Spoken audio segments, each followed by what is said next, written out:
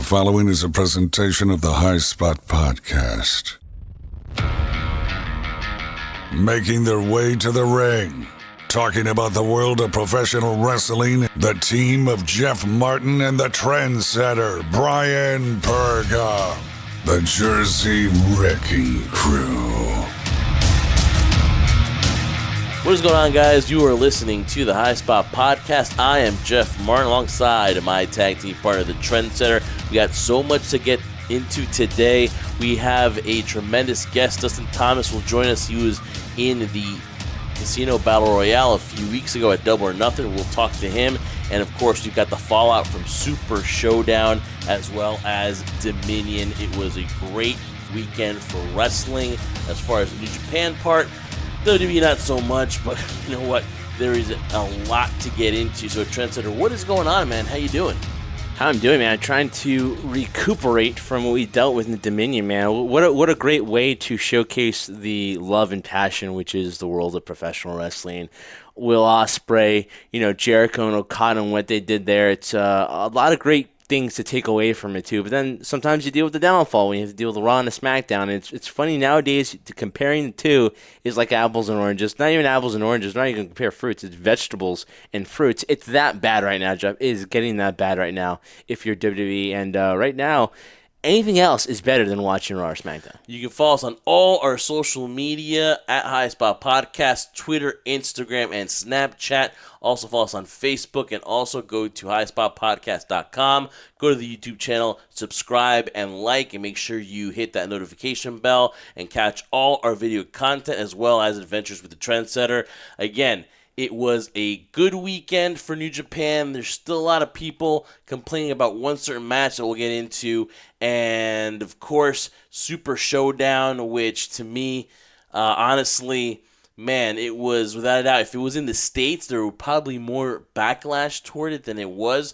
Hey, that's what Saudi Arabia wanted. They wanted those 90s names. They got it in the main event. So, let's go there because a lot of people have their opinions on it. A lot of people on the pro wrestling side, the wrestlers who feel that they want to give them a credit for completing that match and getting there, giving them credit for, withstanding the heat and putting on at least an outcome, a finish to that match. But then you have the people, the critics that, us podcasters, us people sitting there that are like, wait a minute. Yes, these guys are fully paid. Yes, again, making a lot of money. And you know what, though? They still should not be out there because you've got guys like The Undertaker and Goldberg who are in their mid-50s that have no business. Now, I'm not one person, Trendsetter, to tell them when to hang it up because I would never tell an athlete when to hang it up. But if you take a look at a high-profile match like this, they're going to advertise, and you have that kind of showing, man, there's one word to say, and that is just atrocious performance towards the end. The only thing I'll give him credit for is the beginning and a little bit of that middle, but once Goldberg got concussed, that was it, man. And a lot of people are talking about that neck breaker, that brain buster move. How about the Undertaker first pile driving him on his head first, right? You're talking about the jackknife Taker took from Goldberg. What came first, the pile driver or that move by Goldberg? It was the tombstone pile driver that came first. So no one's. I have not seen that many people or heard that many people give Undertaker that much. They've cut him so much slack on that. They have not really gone into depth of how much that really put pressure on Goldberg's spine, a guy that was concussed already. So a lot to blame. Everyone's to blame. What a disaster that matchup, Trendsetter. And I give him credit for finishing it. I give Goldberg trying to be professional and giving that try. But you know what? That's about it. They tried, but they failed towards the end.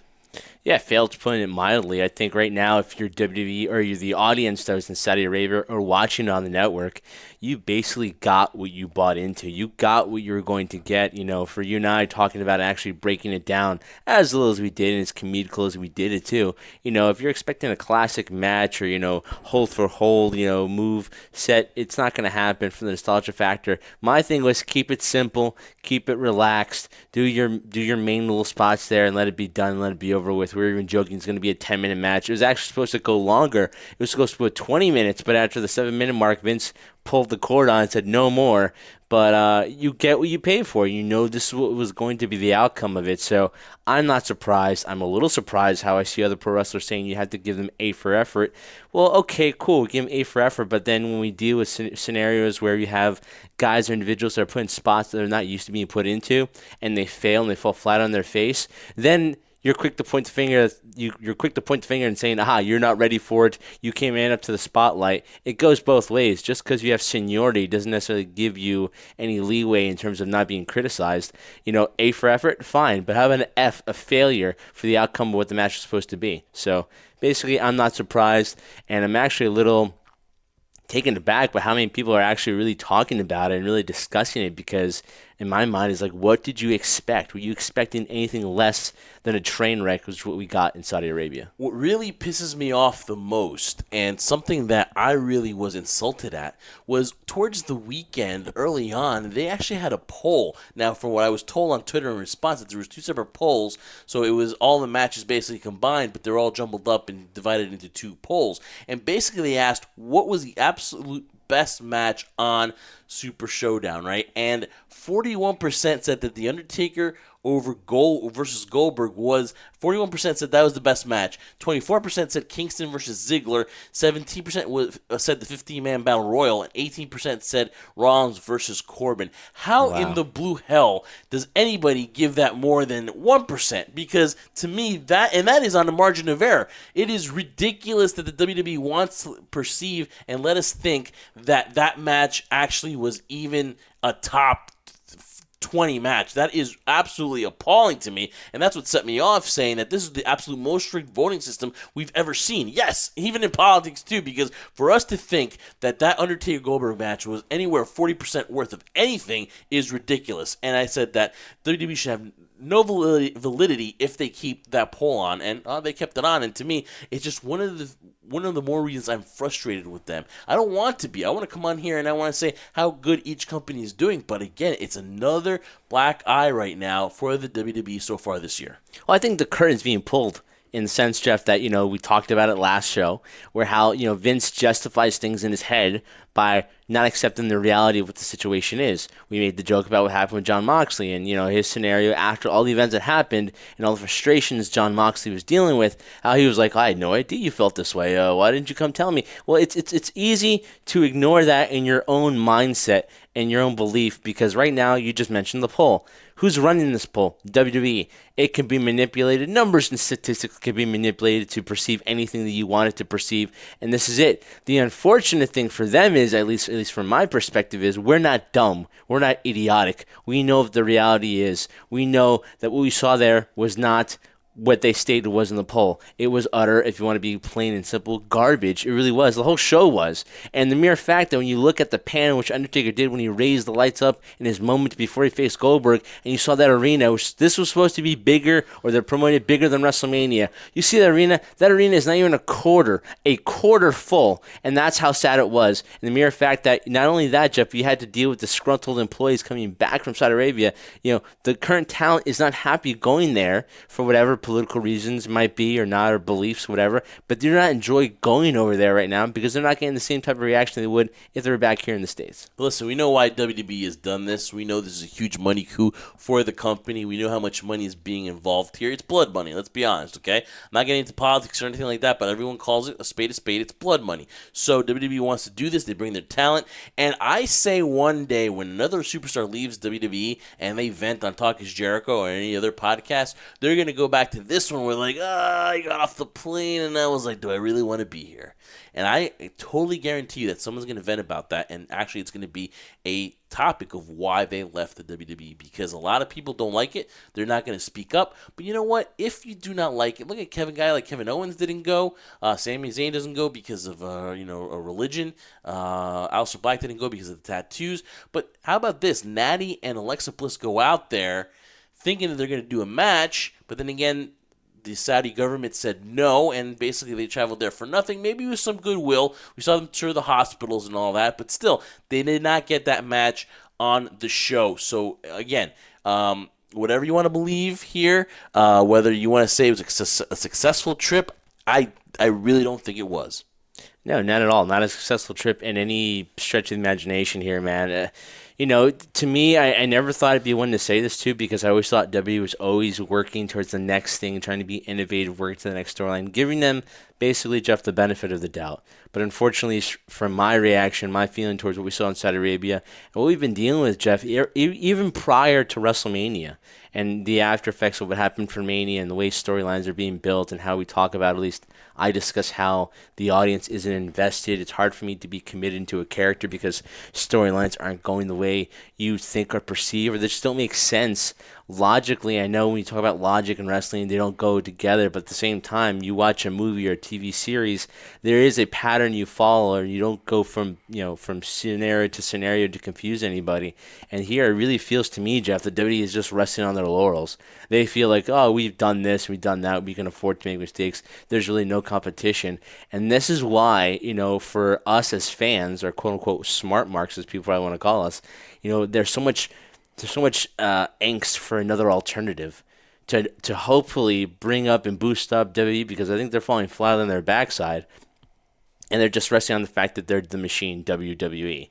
So it's not going to be surprising down the road, as much as any expert, Jeff, or any person we bring on the show will probably say, oh, it'll never happen, WWE will always be on top. But what happens when your talent no longer wants to be there? What happens when your major stars, despite the fact you may always keep a Roman Reigns and a John Cena will be with WWE for life, those will be there. Those will be your staples. But what happens when Seth Rollins gets fed up? What happens when, a Becky Lynch gets fed up? What happens when Finn Balor, the club, Gallows and Anderson are done with their contracts? What happens when they don't want to resign and go somewhere else and become more successful? Go to an AEW, go to Ring of Honor, go to New Japan. Then you're going to have to, eat some crow and be like, do we have enough people in the performance centers that are not main attractions? Do we have enough of them to replace these guys? You're going to end up signing all the indie guys, and there's not that many more people to go and get right now. Luckily, of course, there's always new stars coming up. It's going to take another 5-10 years before they make names on themselves in the indies that WWE will want to scoop up. So check this out, Trendsetter. Guess who liked this Instagram comment? Ready?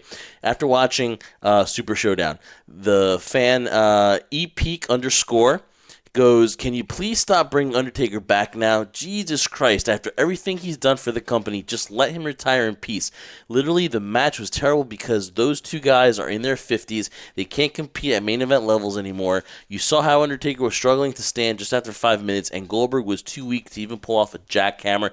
Just let them live out the rest of their days in peace, or they'll end up getting seriously hurt. Guess who liked that? I don't know who liked that. The Undertaker. Really? The Undertaker like that. And then I tweeted out so angrily saying, congrats WWE, you've pimped out the Undertaker character as far as you could go. Enough is enough. Taker knows it, but you greedy bastards don't. You finally lowered yourself to Hogan versus Piper or Hogan versus Warrior from the WCW days. Here's an idea. Try making a new star. Hashtag WWE Super Showdown. That's my thoughts. Enough said. I mean, you really can't jump off. I mean, I could try to piggyback off that, but you basically just said in a nutshell basically what everyone's dealing with right now and the frustration level that's there when it comes to watching the WWE product. It's always going to be mainstream. They did a great deal. But, when you really look at it from this perspective, from a business standpoint, right? If I'm Fox, and I might be the one person in Fox, but I'm like, man, was that deal really worth it now? Look at the content that we're seeing. And a lot of people are jawing about it. Maybe not enough to cause an issue between the two or a rift, but I'm kind of second guessing signing that deal and giving WWE all that money right now because I can't confide or trust that they're going to give me what I want. And what I want is basically what they're promoting on the USA Network. I don't want to see any of that because nobody wants to see it. But again, I digress because at the same time, the machine's going to continue. Trendsetter, I have an idea for the machine. Free advice here by me to the machine later on during the show about how WWE going to Fox, how something maybe could illuminate, how there could be a new idea if WWE decides to do it. It's free advice. So we'll have free advice. I'll have free advice for the WWE in just a little bit. But as we wrap up here on Super Showdown, because to give this more than we've given it the allotted time here, it would be too much. Any other match stand out to you? Because I think that Triple H and Randy Orton, to me, probably had their best match ever in their feud. It was decent and it was watchable. Might have gone a little bit too long, but any other match there that you saw maybe was a bright spot at WWE Super Showdown? Well, for me, it was the only one. Was the match that I was looking forward to the most was for the Intercontinental Championship, Andrade Cien Almas and Finn Balor. I think they did a really good showing. I don't think it was the best performance they've done in the ring, but at the same time, under the conditions, under the circumstances, you might give them a pass on it. But I did enjoy the match. I do like this rivalry. I want to see where it goes. I think it's, we talked about how you thought it's probably going to be Andrade winning the title, and I said not just yet. Yeah, I did not realize that it was with the Demon. It was with the He Demon. needed the Demon to be Andrade. Mm-hmm. Not a monster. Well, he's been Andrade before, but again, I think this rivalry is still building up where the payoff will be Andrade Cien Almas winning the Intercontinental Championship, him getting that steady push right now. And to me, that was the most enjoyable one. Yes, I agree. The Triple H Randy Orton is probably the best match they've had ever. Yeah, in their storied rivalry, but at the same time, some closure too for the mere fact that this is probably the last time, thank God, we will ever see Randy Orton and Triple H in the same ring again, and some closure there too, where I think it's foreshadowing the thing that you, myself, even Triple H has talked about too, that maybe his days of being in the ring are slowly dwindling down, and just begs the question: if we're going to set up for WrestleMania 36 in Tampa Bay, what's left out there for Triple H? Well, I'm glad you said that because we've got update on Triple H and what his next match will be. So definitely we'll talk about that. But really quick, though, that 50-man Battle Royal was probably one of the worst Battle Royals I've ever seen. And then Mansoor, a Saudi Arabian native, wins it. I get why they did it. A hometown hero, I guess. But that 50-man Battle Royal was, without a doubt, if they want to say the biggest Royal Rumble in history, the biggest Battle Royal, it was the worst Battle Royal in WWE history, right? Yeah, I would agree. Yeah, and again, we want to send out our thoughts and prayers to Andrade Cien Almas, who actually lost his mom just actually a few hours after watching her son wrestle. So our thoughts and prayers go out to Andrade coming back from Saudi Arabia to that horrible news. So we send out our thoughts and best wishes to Andrade. And here we go. So talking about when Triple H is going to wrestle next. Well, there's a promo that came out where Triple H will team up with the Club and AJ Styles, and they will take on Baron Corbin, Drew McIntyre, Bobby Lashley, and Samoa Joe as they tour in Japan. So that is the next time. So Triple H will be on the Japan tour for WWE at the end of the month, and talk about dusting off Gallows and Anderson, because we know we're going to sell out Japan with those guys, and then you know what? We'll put you back in mediocrity and obscurity when you come back, run out your contracts, and then you'll leave, go to AEW, Ring of Honor, New Japan, wherever they go. But talk about that. Triple H putting himself in this matchup where he will team up with AJ Styles and the Club. My question is, where's Finn? Where's Finn? Why not Finn, right? But would that be Balor Club, or would that be the Club still? What would it be? What would that be? I don't think at this point it really matters, because I don't think neither one has kind of paid itself off in terms of the notoriety or the momentum they're hoping for. But yeah, it's not surprising there. But I continually shake my head, because I was always the one, Jeff, that would always want my favorite superstars to wrestle forever. Like, I love Chris Jericho, and I want him to wrestle forever, but there's reaches a certain point that Jericho doesn't seem to be slowing down anytime soon, which is great for me because I'm a fan. But sometimes you're like, when's enough? Because you never want to, and this is the same scenario we have with The Undertaker, and I think somebody put on Twitter too, Undertaker prior to WrestleMania 18, where it was Triple H versus Chris Jericho for the Undisputed Championship, where he was on there saying that he didn't want to be one of those guys that were out there past his prime. There's no question he's way past his prime now. He's got a hip replacement. He can barely walk, like somebody mentioned on Twitter before. And it's like, with Triple H, he's getting to a point. He looks great physically, but he's not moving as he used to move before. But, to me, again, this is just another way, like you mentioned, WWE using the Bullet Club moniker to make more profit for themselves. There's no doubt, like you said, Gallows and Anderson and AJ are going to draw eyes to Japan. But to me, it's like, that's just another thing that shows me, why can't Gallows and Anderson and AJ just tour Japan themselves? Why do they need Triple H?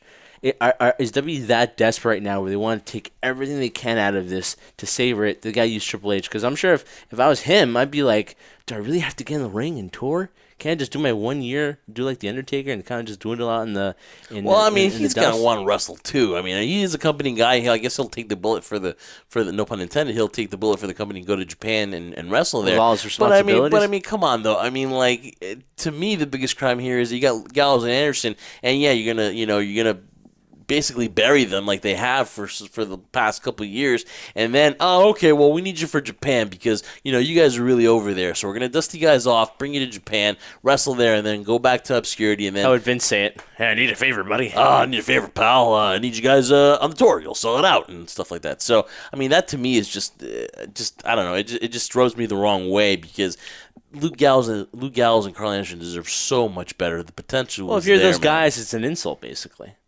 Yeah, I mean, but you know what? They're good company guys. Yeah, they're very good. They're not gonna never say anything about it, but you can only feel that they're insulted by it because you only need us because of our notoriety in Japan. Yeah. Then what's the point of signing us then? That's what I would think in my head if I was Gallows and Anderson.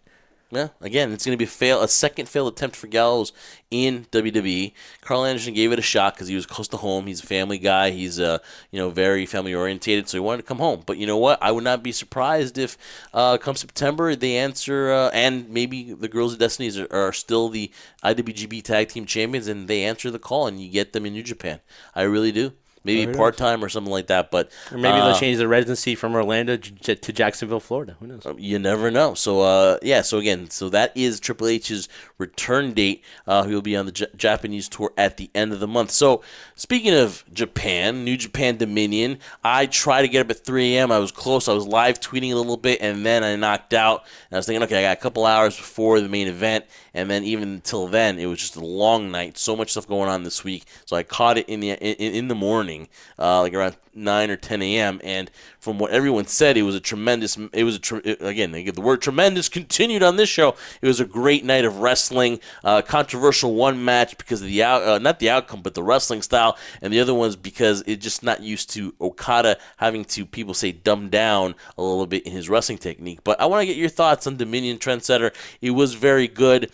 Really, I recommend to anybody who's getting into New Japan, this is definitely one to watch. Their second biggest event of the year, and I think it was very successful. I was craving New Japan Wrestling, man. The best of the Super Juniors is hard to keep up with, but when you get to the finals, it was a great show. You see Jon Moxley winning the IWGP Championship. Then he has another victory. United States Championship. Yeah. The United States Championship, gets another victory at the Dominion show, and then you see him declare for the G1 Climax. So, just when you were like missing New Japan and craving it, now you're getting your fill again. It's back, and so much stuff coming out of it. But, what was your take on Dominion?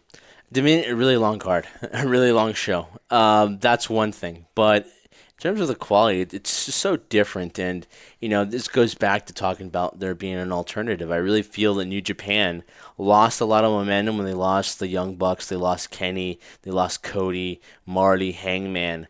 But right now it seems like they're getting the new blood, the new level right now where, a guy like Jay White is close to becoming, I think he's a star in the making, but he's not there quite yet, although he did win the IWGP Heavyweight Championship pretty early.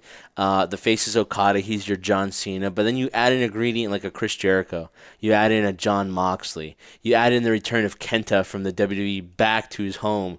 It starts creating a buzz now, and that's what you need. It's kind of like the I don't know why I'm using the symbolism nowadays. I just feel like that way today, Jeff. When you drop a pebble in a pond, it starts creating the ripples, and the ripples are starting to run again for New Japan. Because quite honestly, it was pretty stale after a while. It was pretty hard to watch. Even their specials in Los Angeles, the G1 specials were kind of lackluster to say the least.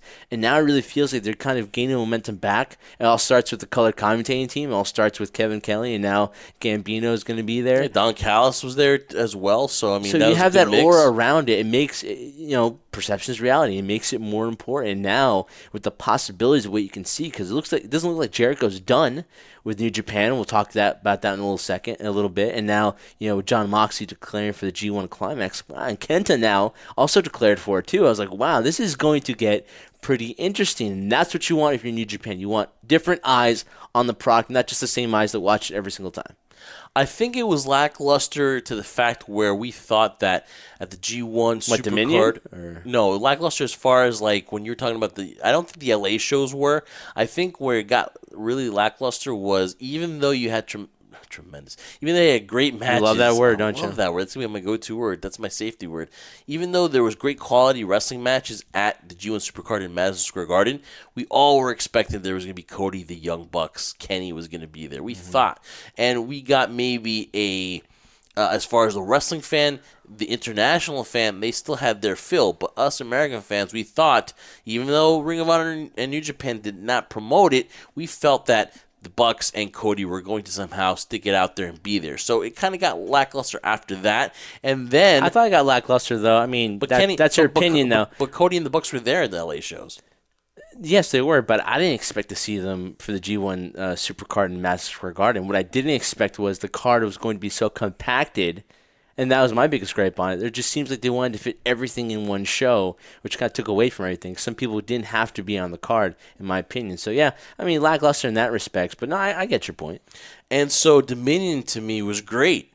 There's a couple of matches here, and we'll get to the Dragon Lee versus Will Ospreay because I'm going to say it right here that Will Ospreay is very close to being a top 10 wrestler in this world, and I'm talking about wrestlers overall. He is making that claim for it. He had that classic with Shingo Takagi, and now, winning the Best of the Juniors, and now wins the IWGP Junior Heavyweight Championship over Dragon Lee. He is making a strong case, and he will defend it in Australia against Robbie Eagles, and he declared that he wants to be the Junior Heavyweight Champion and represent it in the G1 Climax. I totally believe in Will Ospreay. I think that if not already, he will be a top 10 wrestler down the road, and the future is bright. There's always been that criticism of his maneuvers, whether it's too wild, too crazy, whether it's going to be a hindrance for him going forward. But I think he slowed it down. Well, slowing it down for Will Ospreay is kind of hard, but I think I don't even know what that means. Honestly, yeah, you think of Will Ospreay, you don't think about slowing down. You think of speeding up. I think he's getting smarter, maybe with his move onset, maybe. But he's taking the time to make his moveset mean more. Yeah, exactly. And I think Will Ospreay is going to be right up there. And I think that matchup with Dragon Lee was another great one. Not as good as the one he had with Takagi, but I think that it was right up there. Different circumstances for those cases. Yeah, I would have to agree with you there, Jeff, honestly, because Will Ospreay, for the longest time, he kind of got lost in the shuffle. When you're talking about the Super Juniors, you would think of Ricochet, you would think of Shane Strickland, and that's just to name a few, obviously, of the great junior heavyweights that are out there. But, Will Ospreay always seems to get lost in the shuffle. Now, with the maneuverability of the people that are no longer part of New Japan, like we mentioned before, it seems now there's an opportunity has presented itself. And if you're not going to be a betting man on Will Ospreay, he's going to take full advantage of that opportunity. He'd be a stupid man not to, honestly. And now it's his time to shine. The thing is, he's ready for it. He says he is. He carries himself in that light, that he's going to be the next star. He's going to be the next person that's going to take New Japan to newer heights. I believe that when he says it. But my question is, although he is being maneuvered that way, Jeff, my biggest question is, will New Japan Pro Wrestling allow it? Meaning, a guy shame, somebody who's not of New Japan Pro Wrestling in per se in terms of the culture, will they allow him to be that successful? Because you would think a guy like Kenny, who's kind of a has been part of New Japan for so long, has kind of come up from the lower rankings and worked his way up to be the star that he is now. Will they allow that happen to Will Ospreay, where he could be that star and then actually have him carry the ball and them supporting him with it? That's my biggest question. But again, time will tell on that one. Yeah, and so then you go to the Okada versus Chris Jericho match. Now, a lot of people complaining that it wasn't that level of Okada match. Of course, you get that dumb star rating where it was like, well, I think he rated it 3.25 stars or 3 3/4 stars. Sure. I don't really give a shit about stars. You know how I really made my point. You made that perfectly clear last week. I did, and to me, it was a good match. It was a Jericho-style match. It was a heel-garnering kind of match because at the end, Jericho was going to lose to Okada, and then, of course, still still looks strong, still trying to terrorize New Japan. He's still terrorizing New Japan, and now he sets up a feud with, Tanahashi, and you have Okada defeating the greatest of all time in my eyes in Chris Jericho. So it told a story, and it led to a build. What's next? What's the thing that WWE doesn't do? What's next? But now you know what's next. Okada can now go and then await the winner of the G1 Climax, participate in the G1 Climax, and you get Jericho and Tanahashi in the future. It builds it, and Chris Jericho continues to reinvent himself, and a lot of people had a problem with the Painmaker, a lot of people dissing it. I liked it. Anything that Chris Jericho does, I'm going to be partial to because I think it's well thought out. And again, this matchup, it's not going to be Kenny. It's not going to be Okada-Kenny. It's not going to be Okada versus Tanahashi. It's not going to be Okada against anybody, against Will Ospreay. It's not going to be that kind of match. This is going to be a Jericho match, and I don't think Jericho has lost that much. Okay, yes, he's 48, but you know what? He can still do the moonsault. He still has the moves, and I don't think a lot of people appreciate just what was done here. There are a lot of people actually who complained at the event. They wanted their money back because they thought that there was supposed to be more to that match, and I totally disagree. I think it was just a different way of telling that story, and I think it was well done, and I have no complaints whatsoever. It wasn't a spot fest. And what were you telling me, Trendsetter, before? That when Chris Jericho was talking to Will Ospreay and wanted to be the next Dynamite Kid, he showed, you know what, it doesn't have to all be a spot fest like all the other matches were, and we're going to get into Naito and Ibushi because that was ridiculous, and this matchup told a great story, and I think Chris Jericho did a great job. Yeah, I think you basically said everything for me right now because honestly, yes, I agree. But the thing that kind of frustrates me too is that I'm sure people throw this back in our faces and say, well, why are you saying this and you're praising the Jericho Okada match and you can't praise Undertaker and Goldberg for their effort? Well, here's the thing. Those are guys well over 50. Now, Jericho's 48 years old. He's getting close to 50. But they don't move like Chris Jericho does right now. And you're right. He can still do a good portion of what he used to do. But at the same time, he's at the stage in his career, not necessarily in his physical sense, that anything he does has to mean something. And for people to think this is going to be a Kenny Omega match, it's going to be, any other ones, name a few off the top of my head I can't do right now, but it's idiotic to think that way. It's the same thing like I said about Taker and Goldberg. You know what you're going to expect from it. You know what you're going to expect from Jericho. He's going to give you a story. He's going to give you something to think about. He's not going to give you the classic, 7-star, whatever. I know you hate stars matches. It's going to be something that's going to build. And it built.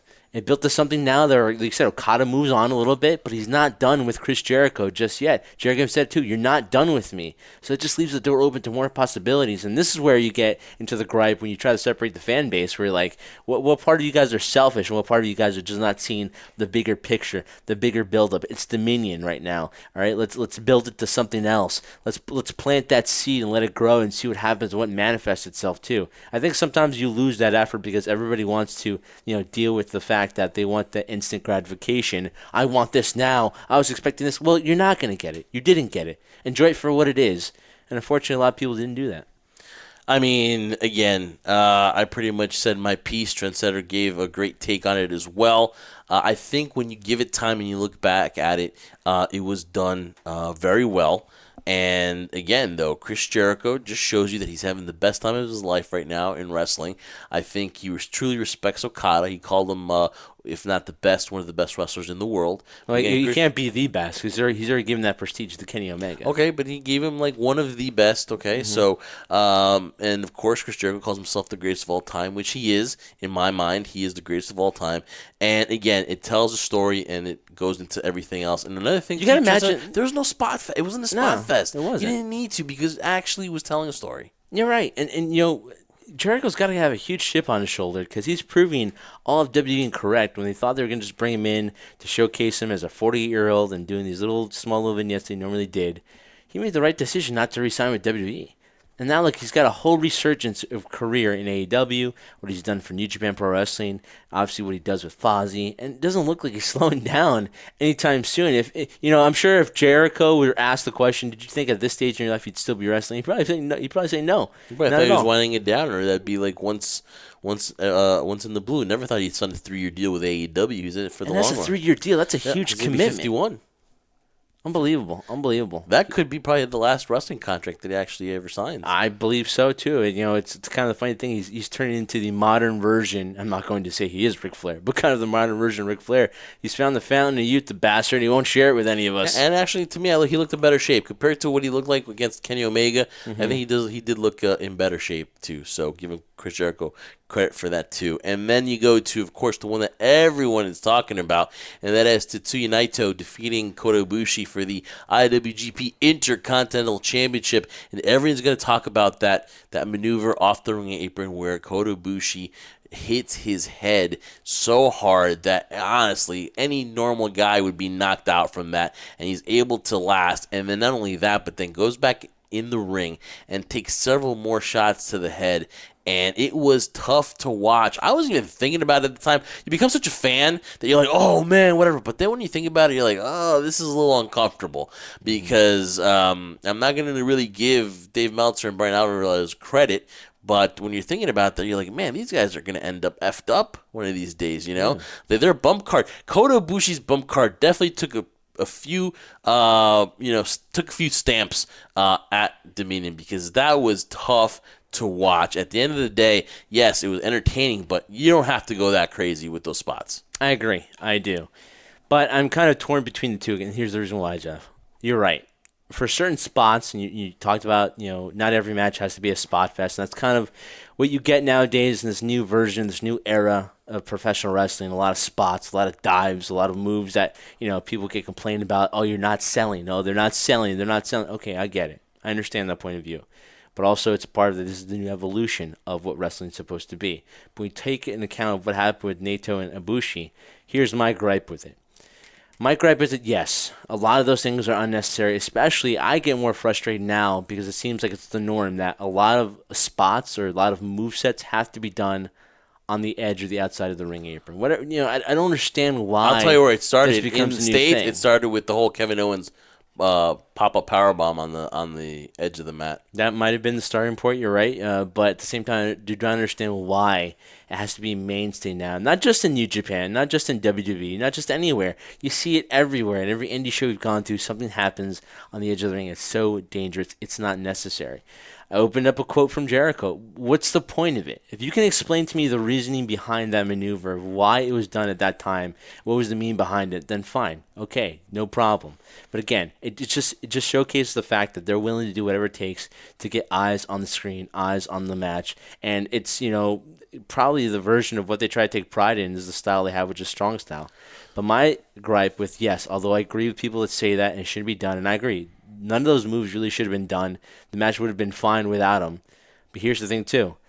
If you're New Japan, if you're Ibushi, if you're Naito, I think there's so much pressure, not just to execute a great match, but to always define yourself as different. New Japan wants to be, we're different. We're not WWE. We're not this. Okay, great. And I get from that standpoint, I just think long-term wise, when you talked about, people complain about ECW, you cannot do that consistently every single time because eventually it's going to catch up with you. And we wouldn't want to be fans to actually see that happen in the ring. Yeah, I totally agree. It's a competitive nature. They see that matchup that Ospreay and Dragon Lee had. They see that they've got Jericho and Okada ahead of them. They've got to make their mark, but these are two wrestlers that already have a lot of popularity. So it's just they're going to say a lot of injuries. So Naito has a lot of injuries. Yeah, they said that he's beat up. If you meet him up close, he's a beat up guy, and he's only 36. And you never know. There's a point where they were, and the words just kind of made me cringe, where Brian Alvarez goes that Misawa died in the ring because of internal decapitation. So, you never know. 1 second your neck is fine, but when you see those deaths in the ring, there really could be a possible chance that you get a death in the ring with New Japan's strong style of offense. Yeah, it's the classic bumping the whiplash effect. The whiplash, and you pointed out to me too that at the end of the matches, the young boys come out and the doctors come out with those ice packs. Immediately put it on the neck. Because that's the first thing that gets whiplash, right, is the neck. Yeah, well, the whiplash always happens, even when you start taking bumps. And I learned this from Kurt Angle. I mean, I kind of knew it, but Kurt Angle, when we spoke to him during around WrestleMania 33 in Orlando, talked about how his neck would whiplash a lot and and talked about the bump card. They have so many bumps in your card to deal with. And so, yeah, I mean, the neck takes a tremendous toll on the moves that you do. Every single time you bump, you get a whiplash effect. And it's like being in a car crash. These guys, it's no joke what they go through, and the mere fact that you have to take bumps like that consistently is very difficult to watch sometimes. Yeah, and I mean, listen, I think that if you take a few, maybe 4 or 5 of them away, it can tell the same story, and it's still exciting. It's just, like I said, if you want to do crazy stuff like that, I mean, look at Shibata. Shibata did a headbutt.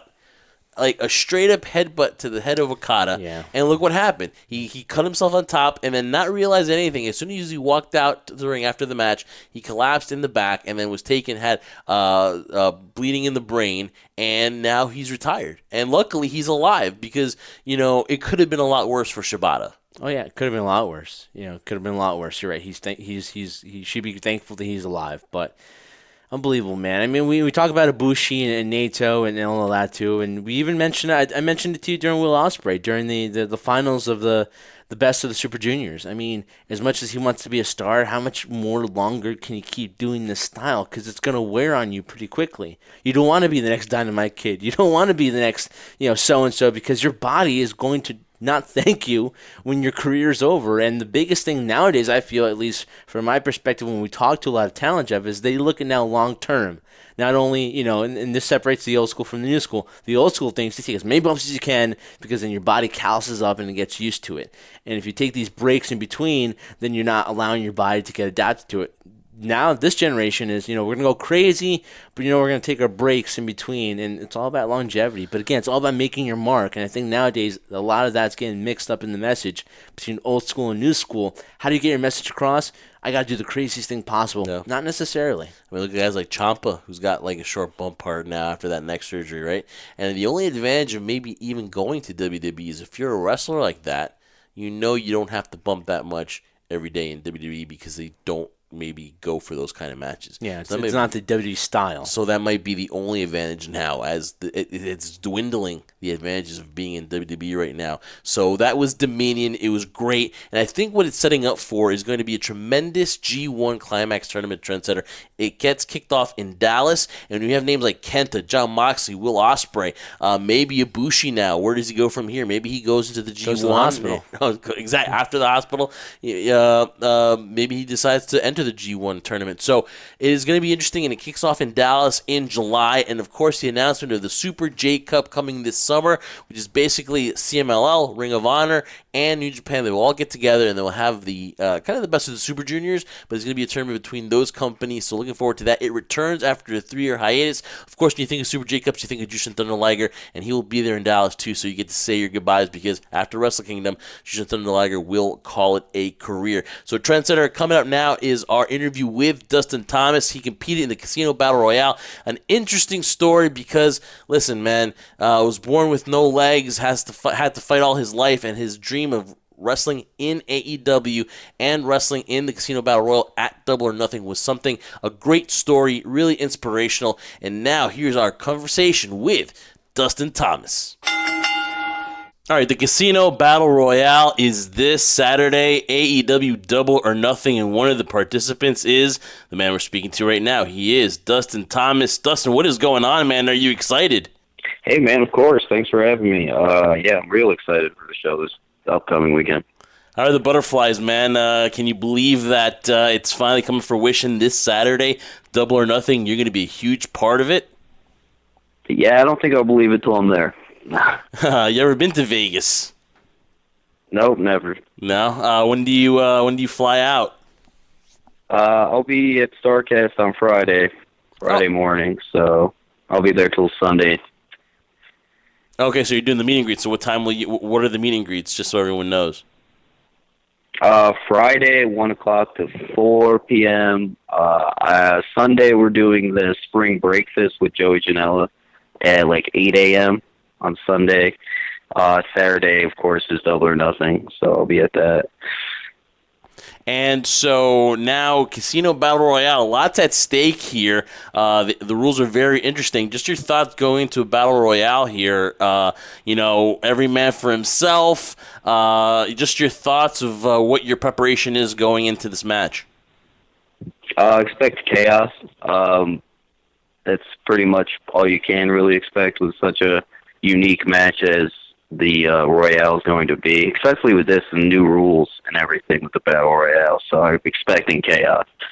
It's something different. It's innovative. It's not like all the other battle royals. It's different rules, and that wild card is very very important in this one. It's kind of being like the 30th guy in the Royal Rumble. So just your thoughts on how this whole thing blew up here, because, just how excited are you and just amazed by the fan support for you going into this? Yeah, I embrace all the love I've been getting, especially so quickly after spring break, especially for a show like this with AEW's first show with Double or Nothing, and going into this Battle Royale. It's been tons of support, tons of positivity, and I love it. So growing up, you were a wrestling fan. What was your, I ask everybody, what drew them to it? It was a specific match, a moment. What drew you to love pro wrestling growing up? Well, the entertainment factor for sure. Like, I remember a specific time I watched, Shawn Michaels at Madison Square Garden, the ovation he got in Madison Square Garden. I was just like, right there, I was just like, yeah, I want to do that. So Shawn Michaels was a big influence, right? Oh, for sure. Yeah. I mean, for most wrestlers, I'm sure. Can't just be me. So you have like an amateur background. You've been, wrestling. I saw since like 3. So to you, what do you think? Led you to continue your dream here? Because a lot of people would give up. A lot of people wouldn't think that they would be able to wrestle. But what made you follow your dream and keep at it? Well, I'm just kind of person that I just do kind of what I want to do, and I don't let anything get in my way. So when I saw the opportunity to go train in New Jersey for ECPW, I took the opportunity and I ran with it. And it's come to here today in full fruition. And so, so you're a native of New York, and that you're familiar with the area. Yeah, for sure. Yeah, I grew up in upstate New York. Okay, that's awesome. So, Janela discovers you, invites you to spring break during WrestleMania weekend, and then the matchup with Tony Deppen kind of set up a wave. Talk about, for example, if you were to do this maybe, I don't know, even 10, 15 years ago, with the social media, and it blew up so fast, how do you think social media right now in wrestling works out for somebody to get themselves, noticed? Well, immensely. I don't think I would have blown up nearly as quickly without social media, because my first 2 matches both went viral. So without social media, I don't know if I'd be even close to the point or impact that I've had so far. And obviously, through social media, you become an inspiration. What are some of the things that fans come up and say to you, about you being inspiring, and having people reach out to you and say, "Hey, thank you because you helped me out when I was down, and I thought I couldn't do things, but when I see you do it, it's inspirational." What do you say to fans like that, and have they reached out to you? Well, knowing stuff like that just makes me want to continue to do this and do even more and do it as long as I possibly can, because half of the reason I do this is to inspire people and to entertain people for more of the fact. So knowing that they appreciate what I'm doing when I go out there and inspiring them to go live their dreams is everything I've ever imagined I could have it to be. So, again, the match with Tony Deppen, spring break, what did Joey Janela just say to you when he reached out to you? He asked me if I wanted to be part of spring break because he saw my debut match in September, and he asked me if I wanted to be part of it, and of course, I took the opportunity, and he just he produced the match and had me go on, and it just blew up from there. And for example, now everyone loves something different. Obviously, your match with Tony Deppen was different. You offer something different in pro wrestling. What do you think is now the appeal? Because wrestling is in such a boom, right? I mean, this has been unbelievable through social media, through people wanting different varieties. Why do you think that is, that the wrestling fan just doesn't want the same thing when they're watching like WWE or other promotions? Well, I think because of there's been a lack of competition when it comes to big name companies, I think. And now with social media age, you can see other companies, like even smaller companies, more frequently. So you're seeing these really talented guys all over the place, and being able to just not have to watch, like, just say WWE or local shows that you have. So especially social media has, like, made superstars. And in your time, it's only been a couple of years that you've been doing this. What's the best advice so far that you've been given? Don't be afraid to say no about bad ideas and exploiting yourself. Now, there's been... because I've said no to plenty of people about bad ideas. Oh, okay. And there's been, several people, like if you go back to WWE and you think of like Zach Gowen, and you think of, how it was different, something that WWE ran with. Have you reached out to a Zach Gowen or anyone else like that, and maybe gotten some advice on how to proceed going forward in this business? Not from, like, Zach Gowen. I've never contacted him, and he's never been in contact with me. And, of course, everybody makes that connection immediately. And, of course, he opened kind of a door for me. I just kind of took it a step further, of course. So, not really. I kind of just learned from people that I meet at shows and stuff, which has been immensely, especially at spring break. I met so many legends that taught me great and informative stuff about the business. All right, so give us one good story. I know you don't kiss and tell, or you don't do stuff like that, but what's one of the... All right, who did you talk to, one of the people that you were like just floored that, wow, this person actually spoke to me and gave me some advice, some names? Name drop, Dustin. You can name drop here. Well, I don't want to name drop too many people because I don't want to do that. But there was a few guys, like I talked to Mantar and Bogus Sting for a while, and they were just so informative, and they've been all over the world and successful. So they were super helpful at spring break. And then Hornswoggle, too, came up to me, and we had a few conversations. So that was nice. And so now... Joey Janela, though, too, of course. He's been super helpful.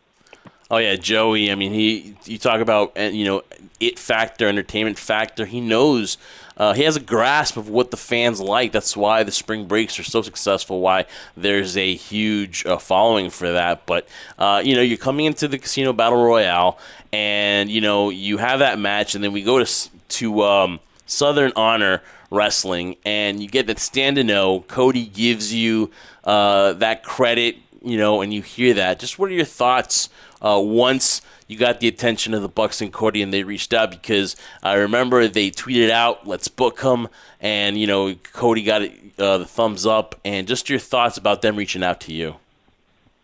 Unbelievable and surreal, all in one thing. It still hasn't really hit me how important that this show is going to be upcoming, especially when I saw them on when they tweeted me in my match and stuff and gave me props. It was just a surreal moment, and I can only love and enjoy the ride. So, like I said, it's probably not going to hit you till you get there, and it is this Saturday, and again, you can, for the people that are there, it's going to be very historic there, Dustin. Just... can you grasp how history-making this is going to be? Because, at first people are going to say what they say about the AEW. They're going to have the detractors. You heard the whole, it's just a T-shirt company. But then when you see TNT and AEW together in the same sentence, man, you got to think, boy, this is really a legit wrestling company now. Yeah, I think especially with that TNT deal, you have to take them seriously now. And it's been so long that it's been such a close competition in the wrestling business. And I think this is, the more companies you can have, the more talent that gets out there, the better the business and the sports entertainment business is going to grow and do better, because competition builds growth. And especially now that they're going TNT, and they've got a huge backing from money-wise and everything, I think it's going to be great competition and make stars out of more and more performers. For somebody that's watching you for the first time and they just heard about you and they see you, what do you offer in the ring that they're going to be like taking it back? Tell us about Dustin Thomas's style, in-ring style. I think it's a surprising athleticism.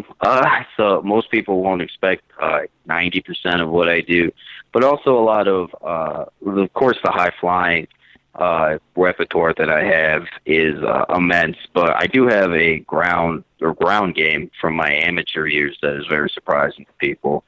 I think my submission wrestling surprises a lot of people. I would say just go watch my matches, and I guarantee you'll be either entertained or stunned. What is the future for Dustin Thomas after Double or Nothing? What do you want to keep doing? Do you want to keep getting better? Do you want to keep taking all these matches? What's in store for you for the rest of 2019?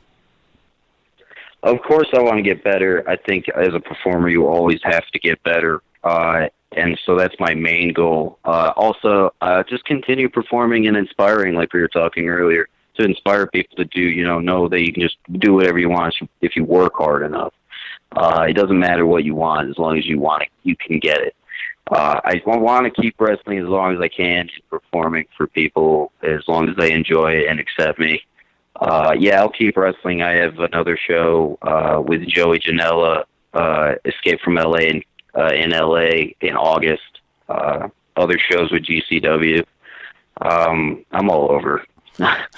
Talk about the rest of 2019. Yeah, man. Talk about GCW. That's another company that is getting rave reviews. It is very popular. Just talk about your dealings with GCW and how good that experience was during WrestleMania weekend.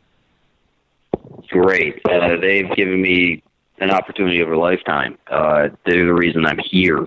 They gave me that great opportunity at Spring Break, Janela, and the guys at GCW. They've been nothing but supportive and helpful, and I love performing for those guys, and those crowds are insane. I love it. What do you think is okay? So this is going to be. Let me see how I can ask. What is the misconception about you people think? Biggest misconception. Oh, biggest misconception? Wow. I don't really know. I think a lot of people that are negative haven't clearly watched my matches, but have just heard of me and think it's just like a one-off act and stuff. But if you've watched my matches, you can see that I've done just as much as any other performer can do in the ring, and that's something that I continue to fight to this day to show people that I'm for real, and that I'm just as entertaining as performing as the other performers in the ring. And I have plenty of ideas that I haven't even used yet. Dustin, we've talked to a lot of wrestlers here on the show, and I notice a lot more that they're just not focused on the wrestling aspect. They want to know about production. They want to know about all the ins and outs. They want to, it's not just about wearing one hat. It's about wearing many hats, like Joey Janela, like Cody, like the Bucks. It's not just about the wrestling aspect. Are you curious? Are you interested in the other things besides just the wrestling? Of course, especially now with the social media age, you kind of have to be involved in so many other aspects of the business itself, like production and stuff, because you got to get yourself out there. A lot of it's self-marketing, so you have to know just that kind of stuff, merch sales, stuff like that, production of the shows, so you can send out highlights and stuff to get your name out there. So yeah, it's more than just being in the ring and entertaining the fans. It's so much more, especially now. Have you taken a step back and you've accomplished so much in less than a couple of years. Have you had a time to just step back and be like, wow, man, some people, can't build their resume as much as you have in, 10 years in this business. You've done it very quickly. Have you had a chance to just, maybe, step back and, appreciate all this? I've tried to. I don't think I have truly appreciated it yet. Yeah, and I always love when people say that kind of stuff because, it just makes me feel better about my abilities in the ring. 'Cause, I haven't even done this. Technically, my debut was last September, so I haven't even done this for a year yet. So I've been extremely lucky and fortunate to get to the lengths and places I've gone so far and will be going. All right, Dustin, so when you're not doing, this hectic schedule and wrestling and performing in front of people, what do you do for your downtime? What do you do to relax?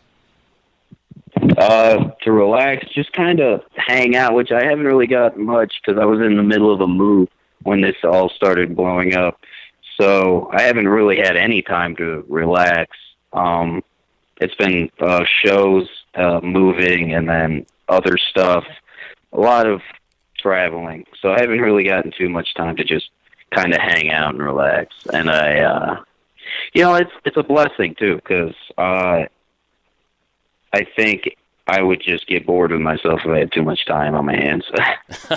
So one of the things that, of course, is the draw to Vegas is, of course, the Strip and everything. What are you looking forward to the most, if you do have time? I know you got to prep and you got to be, the mentality's got to be, I've got to get ready for this battle royale. But what's the one thing you're looking forward to about Vegas? One of the things that you heard about, maybe that you want to do. What's the one thing that draw Vegas to you?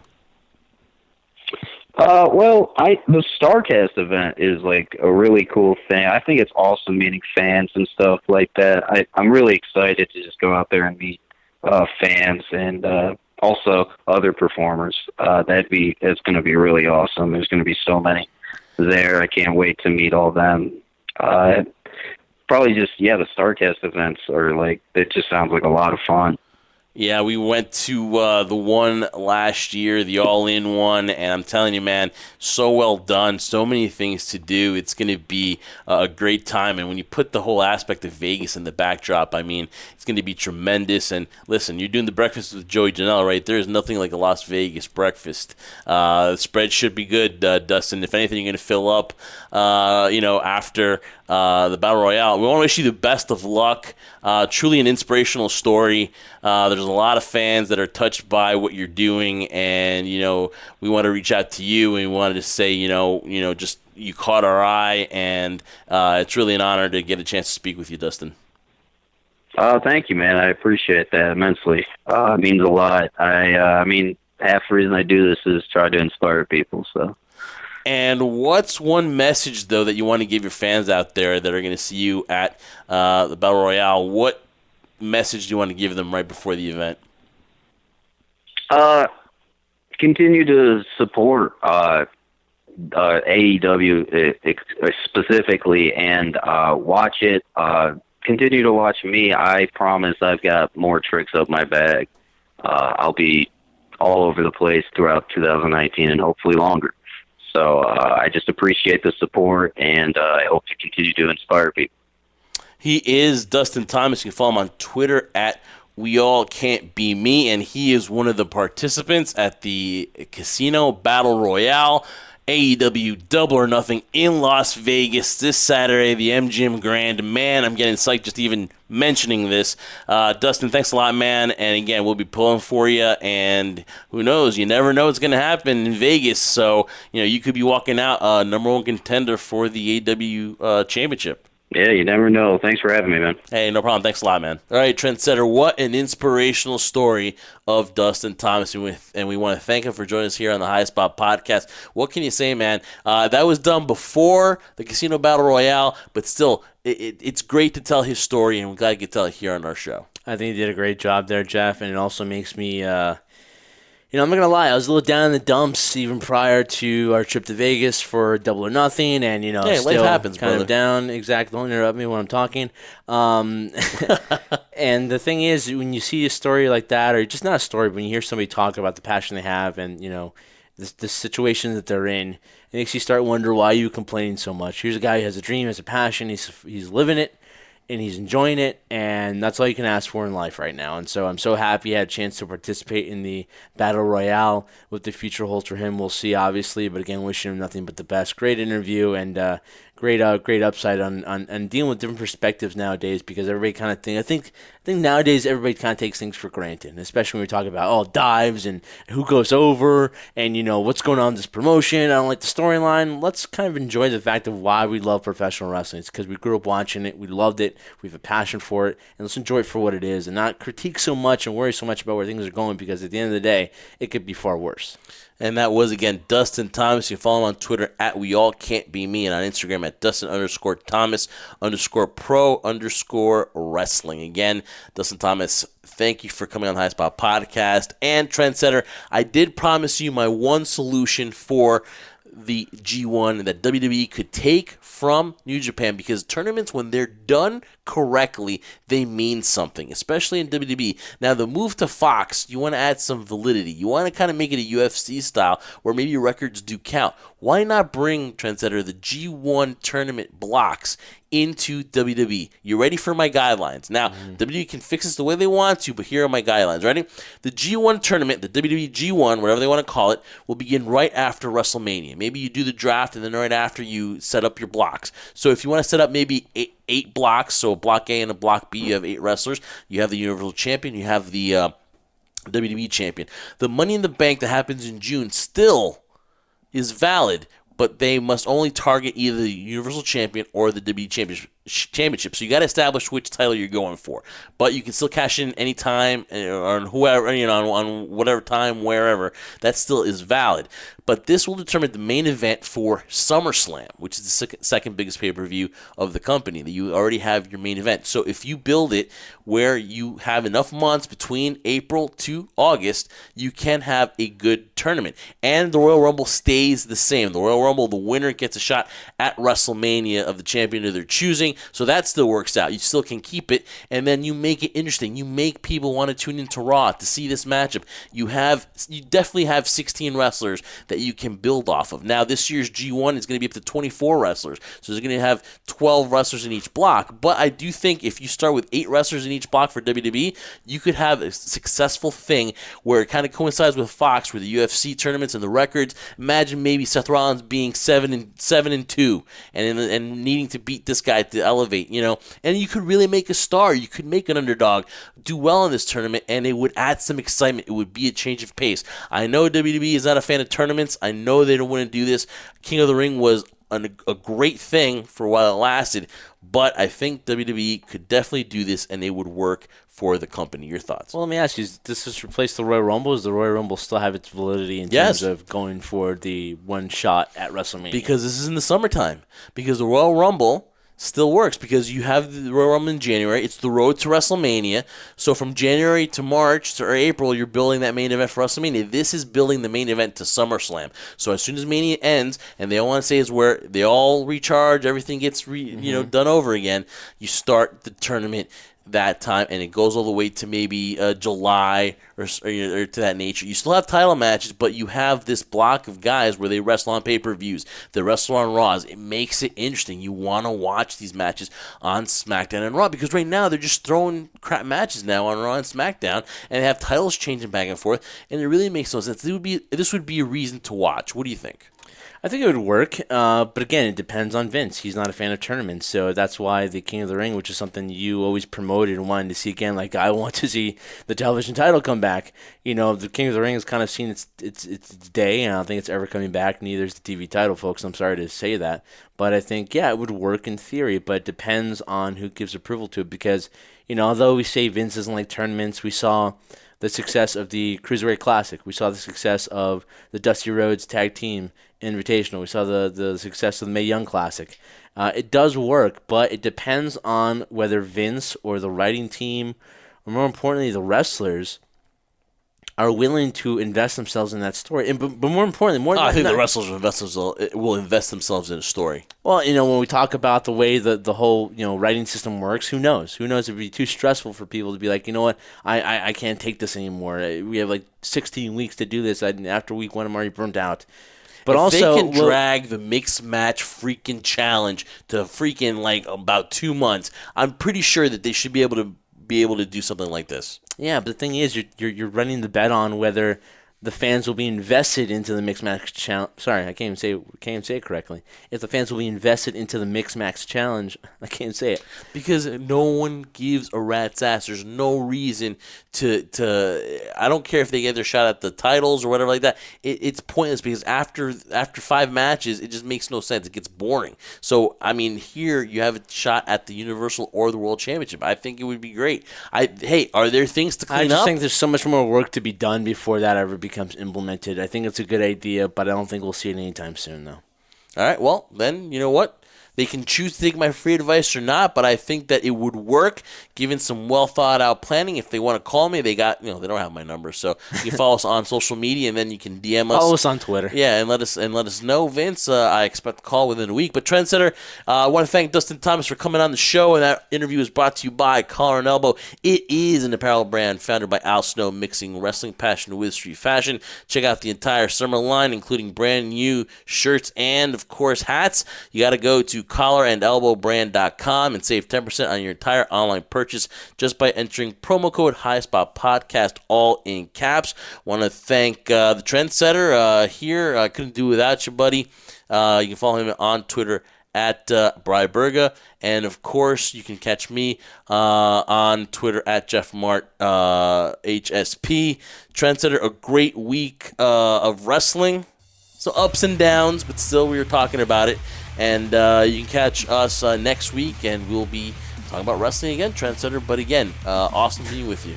Yeah, we'll be talking about wrestling again for the how many 100th time we've been doing this. Definitely, though. If you guys have been listening to the High Spot Podcast from my tag team partner, Jeff Martin, I am the Trendsetter, Brian Berger. Thank you guys so much for listening to this week's episode. We'll catch you next week, guys. Enjoy your weekend. Remember, we do this for one reason, and one reason only. We do this for you, the crew.